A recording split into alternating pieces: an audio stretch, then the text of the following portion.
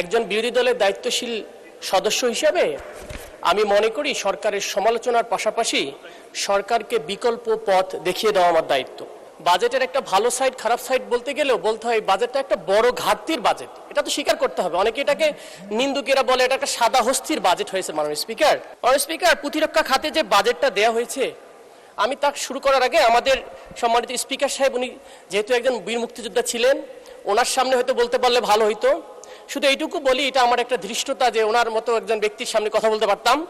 কিন্তু আমরা দেখলাম ওই যুদ্ধের সময়ও যদি আমরা আমাদের প্রতিরক্ষা খাতে যথেষ্ট বরাদ্দ বা অস্ত্র থাকতো, আধুনিক অস্ত্র, তাহলে হয়তো আমাদের লোক দিয়ে আমরা একক কৃতিত্বেই আমরা স্বাধীনতা অর্জন করতে পারতাম। মাননীয় স্পিকার, আজকে আমাদের প্রতিরক্ষা খাতের যে বাজেট দেওয়া হয়েছে মাত্র 42 কোটি টাকা। মাননীয় স্পিকার, 42,000 কোটি টাকা, যার মধ্যে 35,000 কোটি টাকায় শুধু পরিচালনা ব্যয়, কিন্তু মাত্র 7,000 কোটি টাকা দিয়ে কি আমাদের প্রতিরক্ষা হবে? মাননীয় স্পিকার, এই প্রতিরক্ষা বাজেট দিয়ে যে আমাদের আধুনিক অস্ত্র কেনা হবে, এই অস্ত্র তো প্রতিরক্ষা দিবে শুধু আপনার আমার সবার এই 350 জন সংসদ সদস্যের এলাকার মানুষের প্রতিরক্ষা দেবে। মাননীয় স্পিকার, যেখানে আমাদের প্রতিদিন আমাদেরকে বিভিন্ন বর্ডার থেকে হুমকি দেওয়া হচ্ছে, আমার পঞ্চগড়ের বর্ডারে দখল করে নেওয়া হবে, আমার চিকেন নেক থেকে দখল করে নেওয়া হবে, আমার দক্ষিণের ফেনী সীমান্ত থেকে দখল করে নেওয়া হবে, আমার রংপুর বিভাগের আমাদের হিলি বর্ডারে, আমাদের দিনাজপুর অঞ্চলে মাননীয় স্পিকার পলাশবাড়ির গাইবান্ধা, আমার কুড়িগ্রাম, সর্বমহল থেকে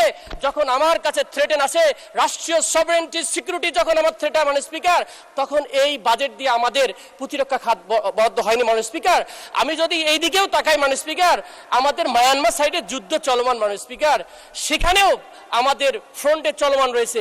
পার্বত্য 3টা অঞ্চল, 3টা জেলা, যেখানে তিনটা বিদ্রোহী গোষ্ঠীর বিরুদ্ধে, কুকি চীনের বিরুদ্ধে আমাদের দুইটা ডিভিশন, আর্মি ডিভিশন কাজ করতেছে।